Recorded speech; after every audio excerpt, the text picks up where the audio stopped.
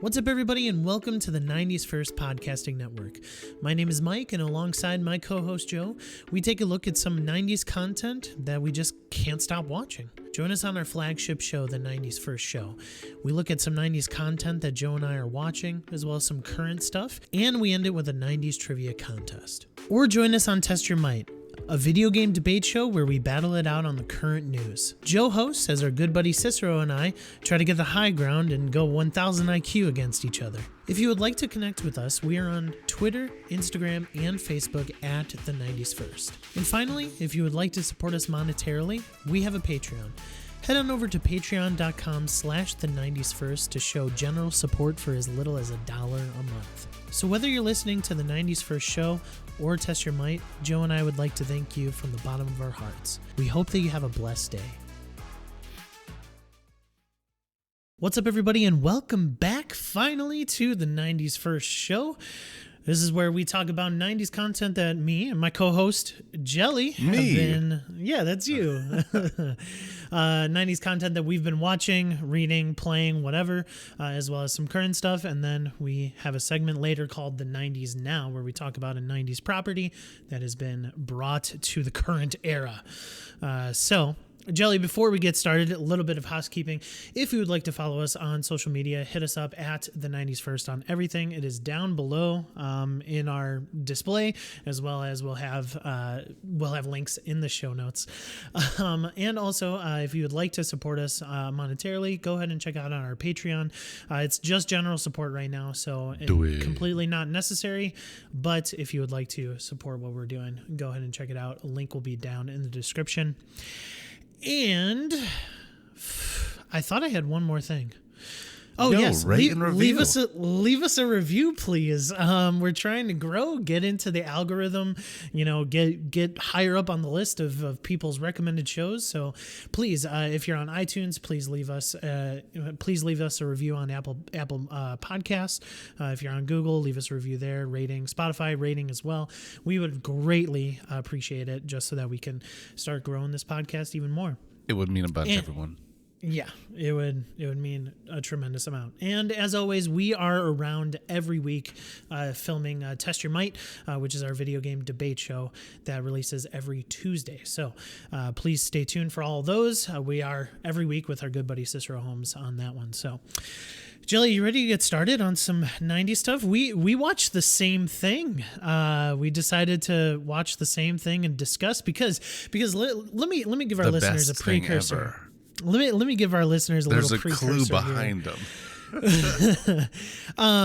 Godzilla, King of the Monsters. I have a poster right there behind me.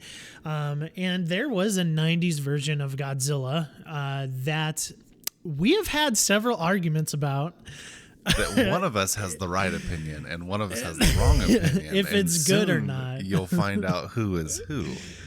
Obviously, yes. I have the right opinion because I'm always right, which is why I host Test Your Might and why I don't debate in it, because it's not fair to everyone else. I need to give them a chance. Oh, okay. I'm so right that even my opinions are right.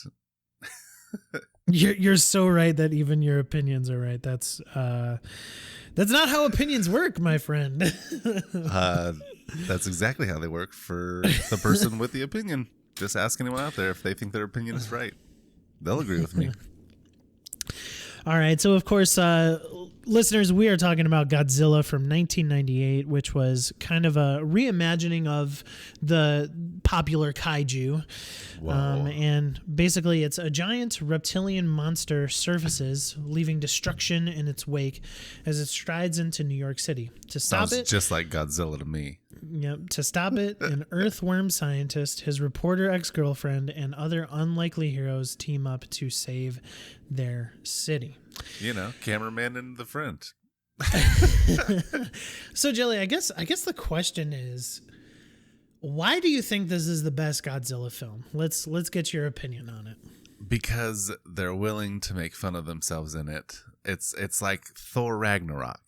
There wasn't a good Thor movie until Thor Ragnarok, because they were willing to take a chance and make fun of themselves. Take a chance on the campiness. And Godzilla 98 with Matthew Broderick did the same thing. They took a chance at being funny And it worked. It worked for him. It's super funny. It's campy. It's dumb. It's stupid, but it's so, so, so good. And I think everyone out there would agree that it's so bad that it's good. So bad that it's good. Okay. Yeah. So let me get this straight. You just said that there has been no good Godzilla film up to this point. Is that correct? That is my opinion, and I'm sticking to it. I'm not a fan of the old Godzilla films. I'm not a fan of the new Godzilla films, but I do I love this Godzilla film. It's so good. But it's not. That's your opinion, and you can have it. And again, this is the argument that we've been having, everyone. Mike thinks it's the worst Godzilla. Maybe you agree, maybe you don't. We'll put a poll out. How's that, Mike? We'll put a poll on Twitter, Instagram. We'll see. We'll make it interesting. What would my suggestion in the poll be? Would the poll be which Godzilla is better, the 2014 or the 1998? Or do you want just the poll to be, is the 1998 Godzilla film good or bad? I think we need to put it up against the 2014 with, quote unquote, Bryan Cranston's in it. Yeah, he is in it. Yeah, sure. So yeah, listeners, this is the argument that we've been having about this ever since I think it was nonchalantly mentioned that I believe Godzilla 2014 is an amazing movie. Yes, and I think it's terrible. It's so boring. And Jelly says it's terrible, and I just cannot get behind that.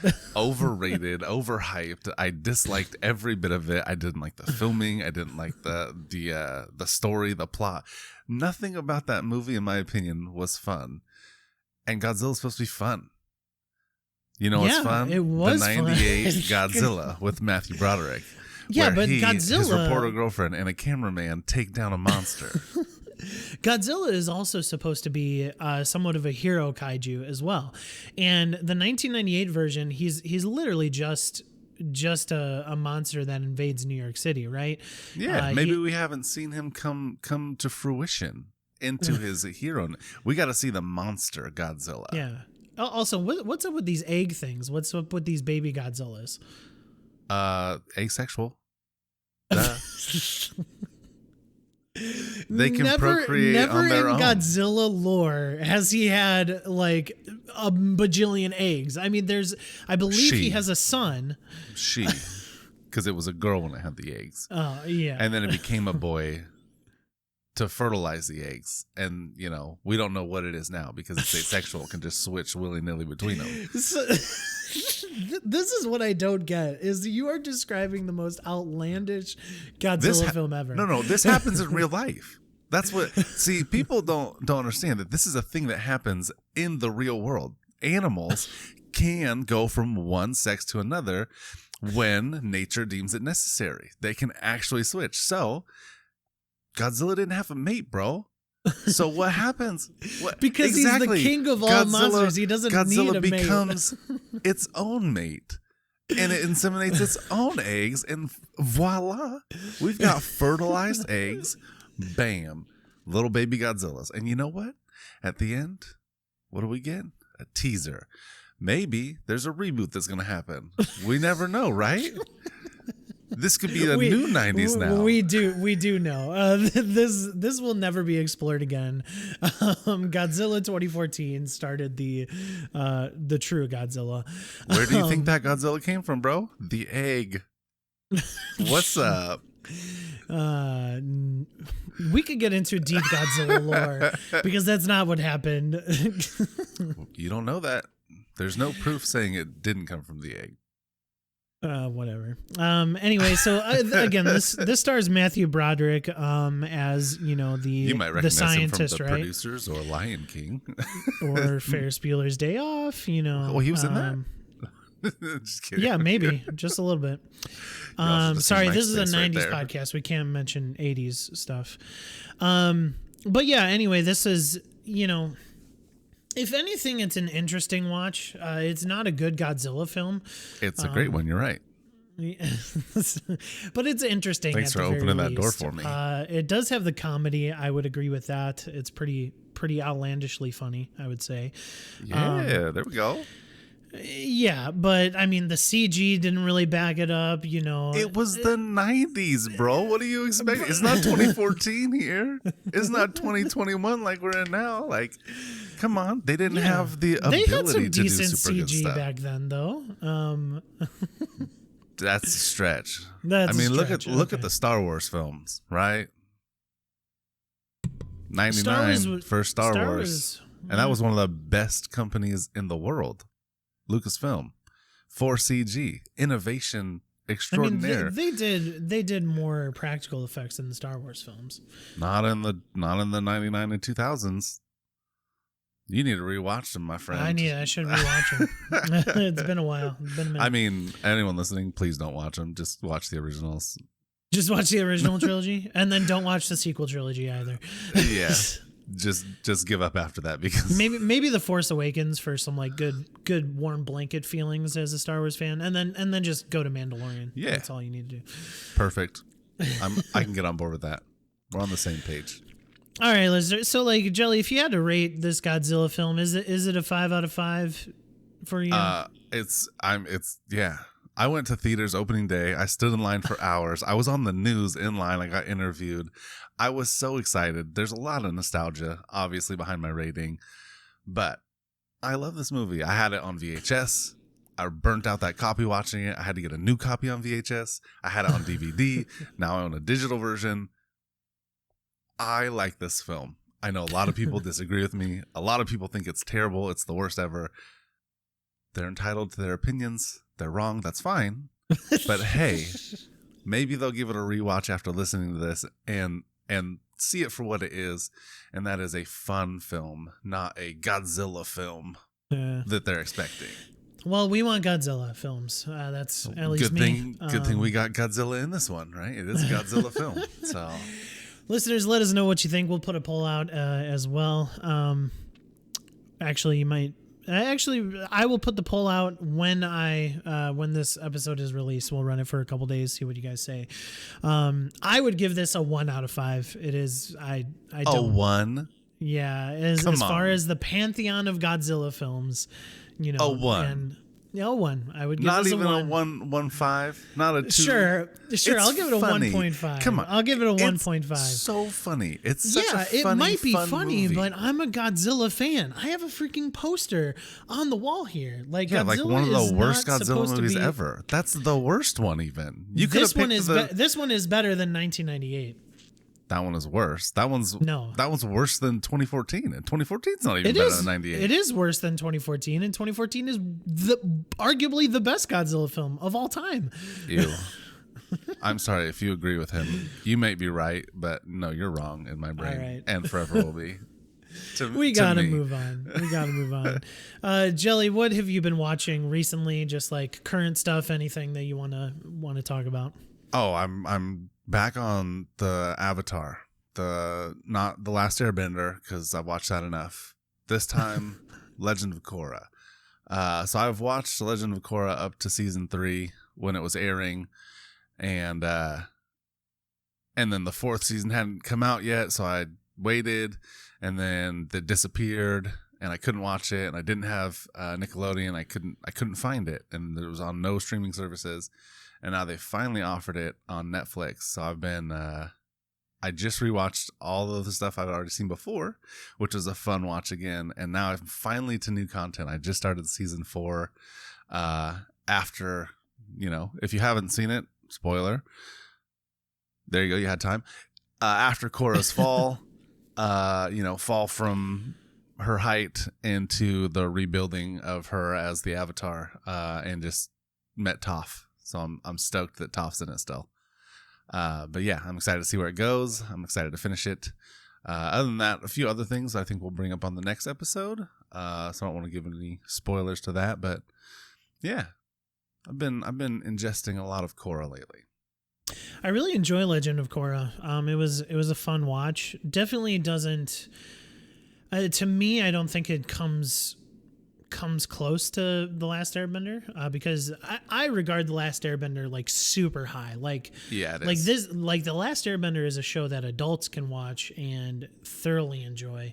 I mean, we are adults, and I have Kind Aang of. right here, and I have Aang right there. Debatable on the adult thing. Oh yeah, I guess. I think my but wife would argue large man child. large man child. Okay, yeah, mine would probably as well. But man, Korra's good. It still has some.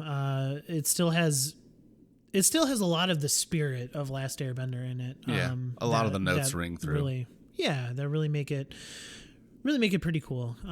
It's kind of annoying that we didn't get to see like, Aang a lot in that show. He wasn't really in the first season, if I remember correctly. No, he makes very few appearances. Yeah, very few appearances. I wish there was a little bit more of Aang, like we had with Aang and the previous Avatar Roku. Yeah, Avatar Roku. Yeah. In The Last Airbender, we had a lot of instances with that, and it would have been cool to see Aang a little bit more in Korra. But man, it's still fun. Just that universe in general is fun. Yeah, I want to deep dive on it, but I'm not going to. But yeah, I think. Quick note: I think it's probably because Aang was more connected to the spirits than Korra was to begin with, so that's probably why. But yeah, maybe we'll do a different podcast where we deep dive on Avatar because we love it a lot. But Yeah. it's so good, and this one has been not as good, but this one has been so good. I've really enjoyed it. Obviously, yes, I am an adult sometimes. I have really enjoyed it. It's hit me hard in the emotions a few times, and as a parent now, kind of seen through a different lens. All the things that are happening, it's so good, so good. Yeah. I'd recommend it for parents if you want to watch something good with your kids. Throw on The Last Airbender first. Please watch that one first, and then throw on Korra, because why not keep the story going a little bit. Oh yeah, for sure. But what about you, Mike? All right. What kind of stuff have you been watching? Yeah, I've been watching a lot, man. I've been binging. I have a new baby, listeners. So like a lot of times I'm holding the baby and like putting the baby to nap, and I just throw on a show on my headphones and watch it on my phone. So the one show that I would like to talk about is Invincible. It's the Amazon Prime show. The season finale was today, as of this recording, and what a show, dude. Oh my goodness. Like it's really fun to have a super over the top gritty like blood and guts superhero show, which is also why I believe that I would like The Boys. I think that might be my next adventure, is The Boys on Amazon Prime as well. Not for kids, yeah. Nor is Invincible. Invincible is not for kids. But basically, what I could sum it up as is I saw a tweet about it today on Twitter, and it was spot on. And the tweet literally said, Invincible is the best Superman story ever, which is pretty crazy. Like somebody, they tweeted this out, and I almost agree with it that like it's basically Superman. Like the story of Superman, it's pretty similar, but it's done in a pretty, it's done in a crazy way that, if you were to flip the script and put it into Superman, Krypton is still around, and Krypton is a force in the galaxy. Like we're talking like a mega like military force. And so like if you bring that into Invincible, that's the story basically, and just to see it unfold, it's pretty crazy. But also to have just a mature superhero film story, as well as the voice acting is great. J.K. Simmons is Omni-Man. Sandro, yeah, he's Omni-Man, who is who is one of the big characters in the show. You have Stephen Yeun as Invincible. He's done some amazing voice acting work as well. So as well as regular acting. Yeah. Stephen So Yeun. you just have a really good cast to bring a comic book that a lot of people enjoy to life, and it just got renewed for season 2 and 3. So I'm super stoked that it's continuing on. This is probably one of my favorite shows of 2021. So dang, okay. so far I'm gonna that have to I've check it out. watched. It's I've seen some of the previews. I've been told about it by you and Cicero and a couple other friends, and everyone's just singing its praises. I'll have to check it out. Yeah. I love Steven Yeun. I love J.K. Simmons. Sandra's super funny. Didn't know she did voiceover work, so this is gonna be fun to hear her doing that. But I didn't realize that it was supposed to be a Superman parallel. Like, so it's interesting to me, especially because Superman was it's not. There's a lot of parallels to DC specifically. Like, for example, right at the start, you meet this group called the Galaxy, or the Guardians of the Globe, and they're the Justice League basically, and you have the Flash. But he's called Red Rocket. you have Batman, but he's called Darkwing.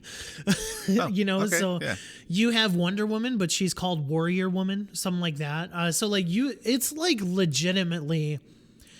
It parallels it parallels DC in a really cool way, and what's crazy is that tweet that I read resonates with me so much. Is that this is a fantastic, like, quote unquote Superman story, and I know you haven't watched it, but you will totally understand once you get through season 8 why this is episode 8, why this is a Superman story, but it's not Superman. So is he fighting the Nazis, bro? No Nazis. Although that's the Superman story. Although one fighting race, the ultimate evil. One race could be maybe relatable. Anyways. Oh, they're fighting off a Nazi equivalent. You'll wait and see. You'll kind of see what I mean. Okay. Definitely give it a shot. Watch it on your lunch breaks. Watch it late at night because it is not family friendly. I might actually watch something on my phone for one. I never watch things on my phone, but this one I might have to. No, I watch most things on my phone because if I do want to get any mature content in, it's got to be on my phone. And thankfully you and I have the same phone. It's got a good screen, so I'm watching good stuff. Yeah, we got a lot of real estate in our hands. Those screens are too big. So I definitely want to highlight Invincible. Definitely recommend it if you are on Amazon Prime. So. And a mature audience. Yes. Kids, please don't watch these. Please don't watch the show. Yes, please. Viewer discretion is advised. Next on the docket is the 90s Now, which is our segment where we talk about a 90s property that has been brought back to life. And this one that we're going to be talking about didn't necessarily lose its life, but it is a new version of something that came from the 90s, and that is the reboot of Mortal Kombat. And so we want to talk about that today. Both Jelly and I had the chance to watch it. And first and foremost, Mortal Kombat, the 90s version, the original movie, is one of my favorites of all time. It is what you call that Godzilla film. It is campy, it is fun, yes. but it also has good fights, good acting, and some cheesy acting too, sure, but very cheesy acting, but it is very close and dear to the Mortal Kombat lore. Now Mortal Kombat 2021, it's a little bit of a different story. So Jelly, what are your first impressions? What do you want to bring up? So right here, this is the flip flop, and this is the fun part about today's episode is Mike loves the original Mortal Kombat, and I think it's okay, it's watchable, just like 2014's Godzilla is watchable once. I bought it, and I've never watched it more than once. That's how watchable it is. Same with this one. I think that Mortal Kombat's original release is good, more watchable than 2014's Godzilla for me, but this new Mortal Kombat, superior by far. I don't have all the lore and the knowledge that Mike does. He's been a devoted listener to Mortal Podcast since he learned of them, and he knows too much about it now. I think it's ruined Mortal Kombat for him. So for me, this movie hasn't ruined it. This movie was so good, not having any of that lore or anything. This movie, way better. It's got all of the hard R stuff that you want in it. It delivers on the fights. It delivers on the acting, which is actually pretty good. Not campy, not overdone. And so, which that's true. Okay, wait, no. There was some bad stuff. Back it off. There's some bad acting in there. Liu Kang, maybe not the best. Whoa, I thought Liu Kang was one of the better ones. I'm talking Cole. I'm talking Raiden. I didn't like Raiden's acting in this. Cole and Raiden were fine. The wife was not great, though. That was bad. Well, yeah. But besides the point, this movie's great. It's got all the notable names that you want to see. Not all of them. It's got a lot of the notable ones that you want to see. Missing a few, especially from the good guys that you want to see, but they left it open for that, which is the best part. Missing some from the bad guys too. That's for sure. Yeah, the bad guy. I think they had more, good bad guy selection than they did of a good side. And obviously, once you watch the movie, you'll understand why. It's because they want to have an avenue to move forward and keep making these movies. I definitely think that's going to happen. There's no doubt in my mind that there's another one coming. It was good. This one was very good. Mike, give me your opinion on it. Sure. So I really, really enjoy the original Mortal Kombat movie. It's closer to the original Mortal Kombat video game story, the lore behind it. But I'll say this about 2021. Although I didn't care too much about some of the story elements, this movie was fun, dude. Yes, it was. It was such a good watch. First of all, the choreography and the combat, the fight scenes are just out of this world. They were so good. The fights were just amazing. Even going down to Liu Kang doing the sweeping kick to Kano 4 times in a row. That's a play on the first game, and a lot of people. A lot of people would use the sweeping kick in the first game to just win, and they would spam it like Liu Kang did in the movie. So that was funny. Super effective.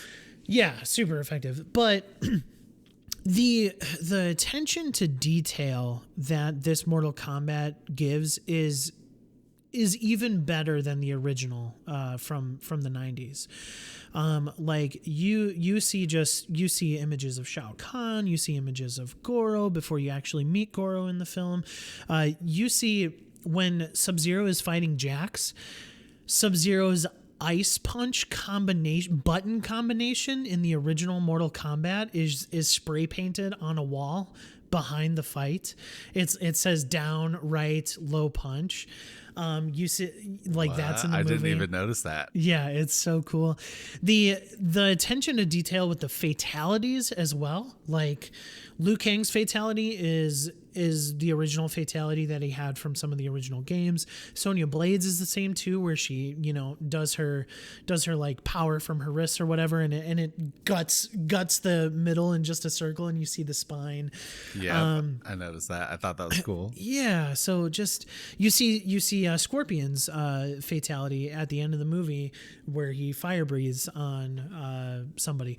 Don't want to do too much spoilers, but man, like, just you could tell that the people who made this film, obviously with help from Ed Boon and the people at NetherRealm, that they love Mortal Kombat. With that being said, my biggest gripe with the film is Cole. Like, why do we need a new character? Like, this character brought absolutely nothing to the show. I would have rather had Johnny Cage. Like, Johnny Cage should have been in this film, in my opinion, over Cole. Obviously, there is the story development that they had with the bloodline of Scorpion, the bloodline of Hanzo Hayashi to bring Cole into the story. As well as their new take on powers in the movie. But overall, I'm okay with the powers. The way they did the power stuff. Like, I mean, would Jax have gotten robotic arms? Like, if he didn't get his arms chopped off, like, would he have? Maybe they would have just been hardened. Yeah, maybe he would have. Yeah, maybe he would have had like a thing, thing from Fantastic Four type deal where he's just got like hard, strong arms. I don't know, but like what, like that is the plot hole in that. Like, what would like Jax's power have been if his arms weren't taken off by Sub-Zero? Or what would have Kano's power have been if he didn't get his right eye, attacked, basically that type of thing. So like there's those things, but overall, I love the fights. I love the mature rating. Mortal Kombat needs the maturity to it for it to be successful. Just asked was it Sega who released it with slime instead of blood? No, Super Nintendo. Super Nintendo. Yeah. It was green slime blood instead of red blood that the Sega Genesis had. But, overall, I think it's a good start. I do believe that they'll get sequels. It had a pretty good opening in real theaters. In the actual box office, it made above 20 million. And then obviously some people may have subscribed to HBO Max to watch it, to get access to it. But oh yeah. I'm really hoping they get sequels because all the Mortal Kombat I'm here for. Especially if they keep doing it like they're doing it now, because it's so good. I really enjoyed this one. You call them plot holes. I think that the things that happen to them become part of who they are, and they have to adapt, and that's where the arcane energy comes from. It's like, you're right. Maybe he would have had something else, but they have to go based on what happens in their life up to that point. And Kano got his eye scratched, and was that Sonya who scratched his eye, or was that Reptile? Okay, Reptile. Yeah. Yep. So yeah, Kano eye scratched, Jax lose the arms, and he gets those. Let's be real, those funky robot arms he had to begin with, ridiculous. Well, yeah, true, but like that's what I'm saying is that like if he didn't have those funky, stupid robotic arms, would he have gotten robotic arms as his power? Probably just some sort of super strength, like super getting your butt kicked. Who knows? Cole had the power to get Cole had a power from his bracelet, and it gave him this suit that if he gets hit enough, he gets more power in his. Yeah, it's just if he takes a good whooping, he can finally fight back. Yeah, right. But that overall, might be the worst plot hole. Yeah, probably. Overall, I'd probably give this a 4. 4 fatalities out of 5 for me. Just because. Even though there are some plot holes, maybe a 3.5. There's a lot of things that ding it for me, but overall I had a blast watching it, just because it's getting 4 or 5 for me. It's great. A 4.5? A 4 or a 4.5, yeah. Okay, 4.5. It's getting a out of fatality 5 instead of a full fatality. A fatality. A fatality. I got it. All right. So yeah, that's the 90s now. Check out Mortal Kombat if you have access to HBO Max, or get to a theater to watch it if you're vaccinated. Feel safe, feel comfortable to go to the theater if you'd like. If you're feeling it, do it. Yeah. Jelly, that brings us to our last segment, 90s trivia. Do you got something for us? Oh, I do. It's right here. I had to put it away. My kids were playing with it. So I have a hutch underneath where I do things, and I had to lock it away in there. But fear not, it's always handy. Oh, there we go. So I believe that I've gotten 2 right and you've gotten 1, if I'm not mistaken. Whoa. 2-2, my friend? It is 2-2? Okay. And then I believe Sharif had 1. Yeah. Mm-hmm. Okay. Where are we at? Ooh.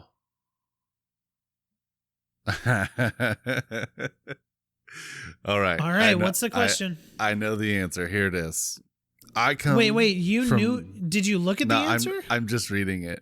I come from down under and am known for my passion for crocs. Some question my methods for getting up close with the animals on my TV show. Crikey. I jump in and catch crocs with my bare hands. Who am I? That would be Steve Irwin. That is Steve Irwin, the crocodile hunter. All right, so we're 3 for 3. Although, nowadays, because this could be a 90s now thing, do you know who it is now? Well, his son and his daughter, right? Yes, sir. He's always on Jimmy Fallon, and I love his segments on Jimmy Fallon. I watch those all the time. He's so funny. So I wish there was more Bindi, because I just remember her from when from when he passed. And she was just a big part because she's so young. And I think that she's hilarious, but his son is him. It's so funny. He's literally he's just the same person. Yeah. In miniature, but he will grow into being the exact same person his dad was. It's great.